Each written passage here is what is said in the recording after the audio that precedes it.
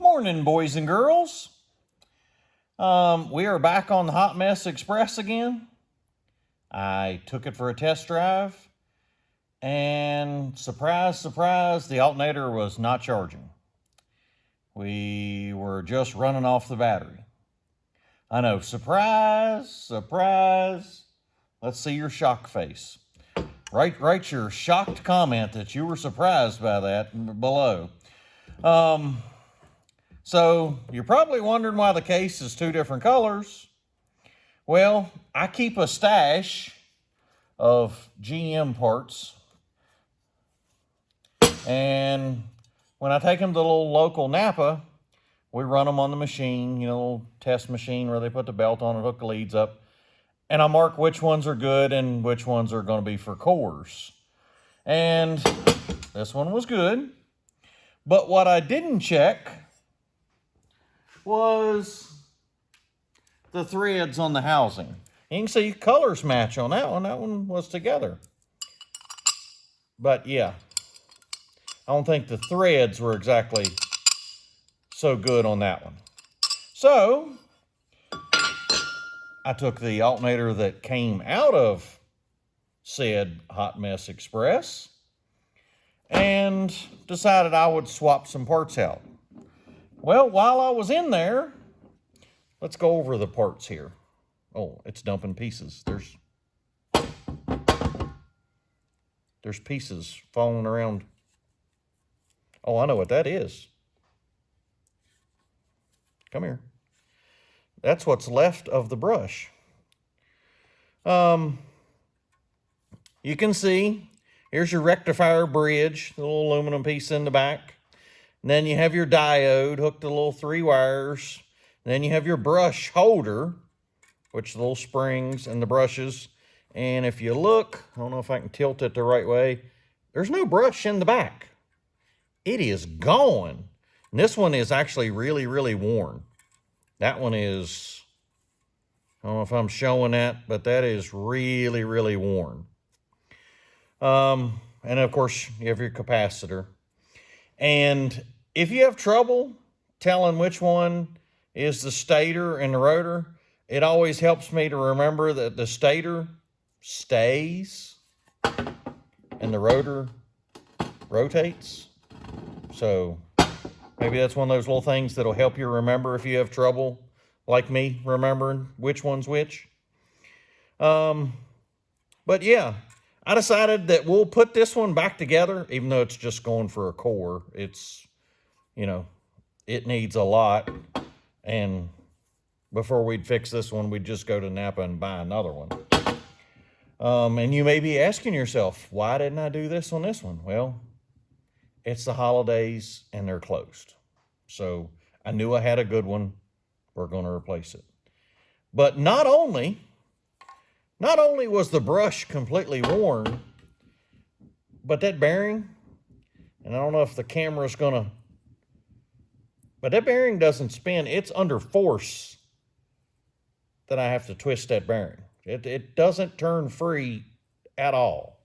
So yeah, bearing's completely out. Brushes gone, and there's probably grooves. I don't know if you can see, if the camera's gonna reveal that, but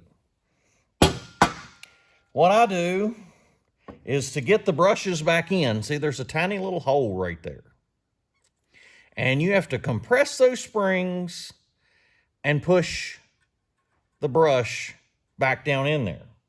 So what I do is I have a piece of little copper wire. Some people use drill bits, paper clips, whatever you can use, is I push the spring in till I can get the brush on top of it. And then I hold it in like that, hold it down in there, and I take my copper wire and put it on there. And generally you'll have to take something, I like the spring, it's got the little point on it, and push the brush past that point that the copper wire will grab. And I wish I could hold the camera and show you this. Maybe here. See if the light will cooperate with me. See how it's just holding the one in there right now. The second one, the spring is still up. There's no brush, so there's nothing really to hold down. But if there was, let's say there was a second brush. Okay, let's imagine. Everyone imagine together that there is a second brush. So we're going to push it down, and we're going to shove back on the copper wire. And it's easier to do on the second one because you can push down on the brush. You know, when the brush is in there, you can push down on it. And when you push down, there's a hole in the back that it goes through. And the hole in the back comes out the back of the case. Okay, now that's important. Look, there's another piece of the brush. Another piece. What I do is I push it in until it's flush here. Just push it down, and that holds your brushes inside the case. And again, rectifier bridge, diodes, brush holder, capacitor, stator, stays. Now, when I'm talking in a little bit, we're going to talk about clocking the housing, how to rotate the housing. Don't pry on the bottom of this. Make sure when we get to that point, I'll talk about clocking it. Always pry on this side of that line. Don't pry on this side. Because if you pry on that side, you're going to break those 3 wires right there. And if you break those 3 wires, then you really are going to the parts store to get another one. But, so we're going to put that, drop it down in there. Oh, sounds beautiful. Okay. Now we have a little spacer ring. And hold on, let me get a hammer. Okay, we have said hammers. And remember, bearing that's not doing so well, we're going to put it back in this case just for a core, just so we can say we're sending a complete alternator back. But yeah, and if you're listening on headphones right now, I'll try to turn the volume down for you, but just prepare yourself because this is going to be loud. There we go. Okay. So, said effed up bearing is back in there. And what it has is a little bearing retainer plate. Look, oh, that's got yummy goodness. Oh, there's lots of yummy goodness in there. Let's just put that right back there. And put 3 little screws. We're just going to put this back together just gently snug. This is not a triple ugga-dugga situation. We're just putting this back together, like I say, so we can send back a core and hopefully educate a few people along the way. The ones that didn't know. Okay, just barely snug. All right. So now we're going to get into the clock position. And you'll see the housing. This is generally the bottom bolt, and this is your adjustment bolt that slides on top, adjusts the belt tension. But what matters on clock position, because if you look at it that way, you're like, but it looks the same. Oh. Well, see, that's why you leave the paper clip in there, because it doesn't matter. I mean, the copper doesn't matter if it falls out. But you roll it over this way, your electrical plug matters, because that could be on the car here. Well, if you put it on that way, it's not very convenient to get to that if it's on the bottom. Or what if it's pointing in towards the water pump? It's not very convenient. So you want it either rotated up or out, depending on personal preference. Generally, sometimes I rotate them up. But you put it out, where you can get to it. Now, sometimes you'll go to the store and you buy the alternator. Oh, now it's going to be snug. Persuader. Again, sorry for the volume, but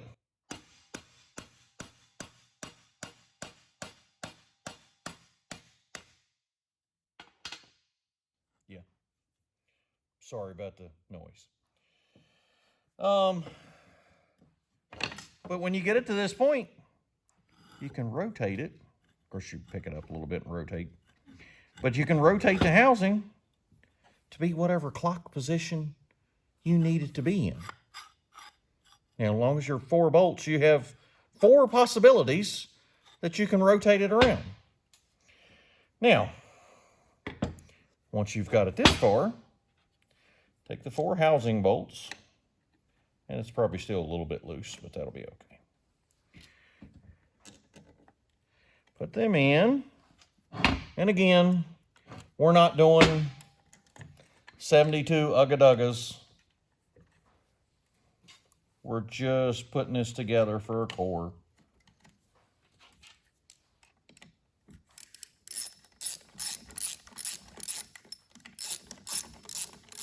And these bolts will probably draw that case together a little bit.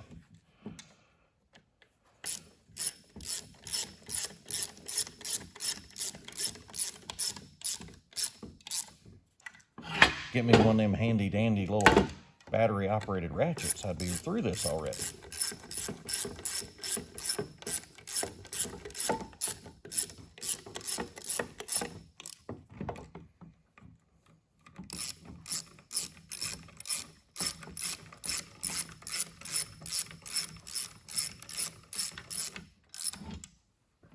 Okay, now the case is not going to fall apart anymore.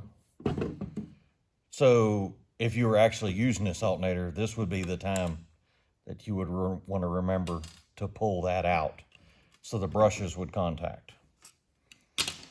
Because I'm pretty sure if the alternator took off spinning with that in there, it may be a bad day to have a piece of copper across them. Not sure how that would work. Maybe we'll try that one day. We'll spin one with a drill or something, see what happens. But take your alternator, and there is a spacer, like you saw the spacer underneath. There's a spacer that goes on top. And then the fan goes on. And I'll show you a picture. This is a 10 SI AC Delco alternator. And you'll be able to tell the difference on a 12 SI, I'll insert a picture, show this, that a 12 has an enclosed fan. A 10 is an open fan. Now, somebody could swap them. You can take the fans off and swap them, but the back side of the housing is different between a 10 and a 12 and the fan. It just tells the age difference of them. And basically, you put your pulley on, lock washer, and start. It's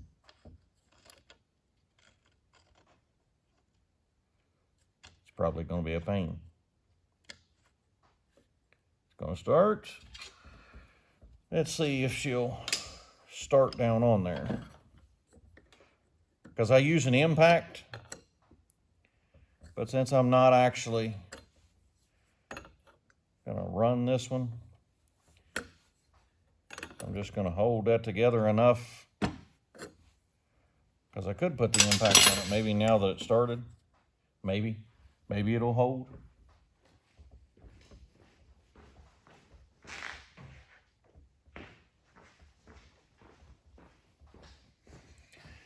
The threads aren't the best on this one, so it may not work. Sorry about the noise. No.